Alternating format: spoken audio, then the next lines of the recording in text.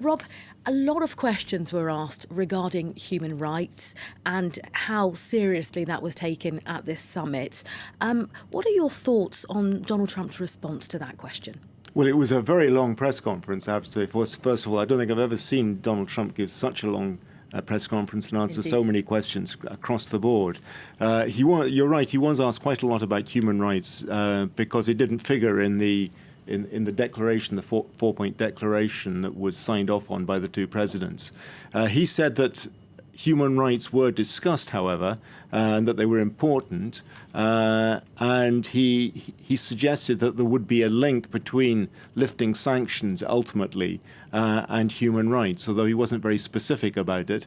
Didn't make his point very clearly at all. He was also interesting, too, about Otto Warmbier, the American student who was in North Korea, imprisoned, and was returned dead from North Korea, or in a comatose state, and died shortly after his return to the United States. He said that he thought that his death wasn't in vain, that in somehow or other the death of Otto Warmbier had catalyzed this whole event, that both for the North Koreans and for the United States, without specifying again exactly what he meant by that. But he made that link in his own mind, and perhaps there's something in it.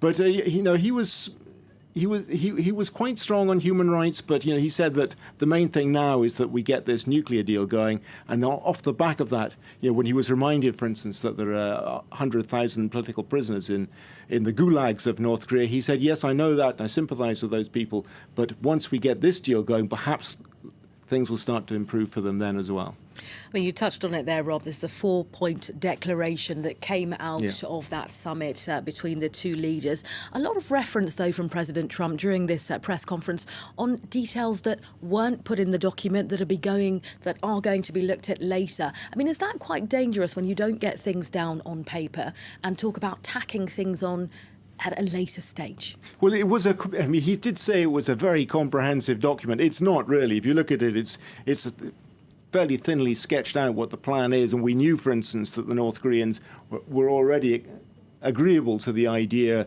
of denuclearization of the Korean peninsula. The document says they will work towards denuclearization without even actually saying we will go for denuclearization. They're talking about process, and quite clearly, in return for that, the North Koreans will want concessions. It will be step by step. If they give something, they will expect the Americans to give something back as well.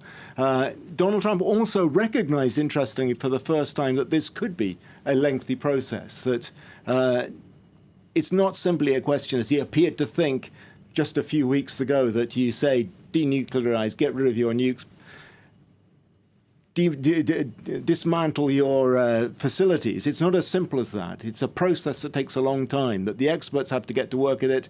Dismantling takes a long time. It could take as long as 15 years. So he appeared to recognize that, although saying that he thought if you got 20% down the way, that would already be advanced so far down the process of denuclearization that it would be impossible for North Koreans to go back on it.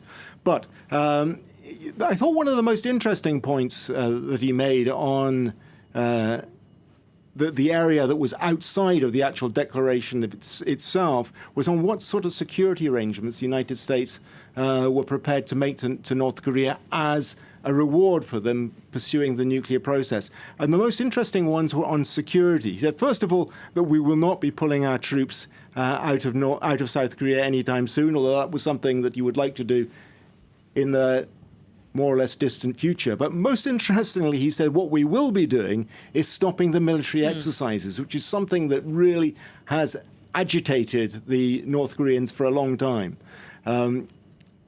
Very big military exercises that take place at several times during the year, with bombers coming in, as you mentioned, from Guam and so on, practicing bombing runs on presumably North Korea. And very expensive, he said. Very expensive, he said, but also, he said, extremely provocative towards North Korea. So that's an interesting concession that he's prepared to make.